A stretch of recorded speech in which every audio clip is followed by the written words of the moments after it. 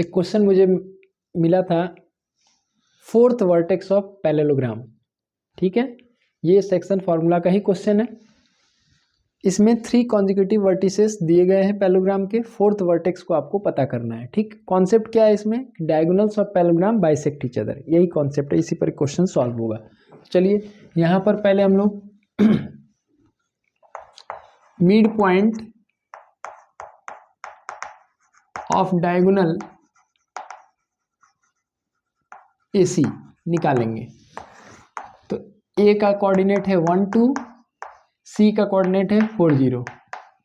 ठीक, तो mid point क्या होगा, बाय मिड पॉइंट फॉर्मूला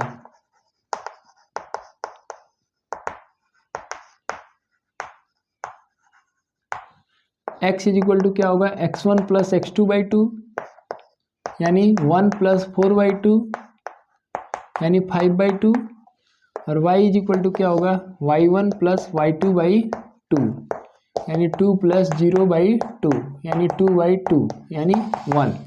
ठीक, तो मिड पॉइंट ऑफ AC क्या होया, mid point of AC is 5/2, 1। अब mid point of diagonal BD, तो B का कोऑर्डिनेट क्या है, 1 0 है, और D का कोऑर्डिनेट क्या माना गया है, x4 y4। तो again using mid point formula, mid point formula को देखा जाए क्या होगा, तो x इज इक्वल टू हम क्या लिख सकते हैं, 1 प्लस x4/2, और y को क्या लिख सकते हैं, 0 प्लस y4/2। क्योंकि जो पैरेललोग्राम के डायगोनल होते हैं एक दूसरे को बाइसेक्ट करते हैं। अगर ये डायगोनल है ऐसे BD और ये डायगोनल है AC, तो ये एक दूसरे को बाइसेक्ट करते हैं, यानी ये दोनों इक्वल होगा और ये दोनों भी क्या होगा, इक्वल होगा। तो यानी ये मिड पॉइंट है AC का, तो ये मिड पॉइंट होगा BD का भी। तो ये दोनों पॉइंट क्या है, कॉमन होगा, यानी दोनों ही लाइन पर एग्जिस्ट करेगा। तो since diagonals of parallelogram bisect each other, ठीक, therefore mid point of AC is equal to mid point of BD।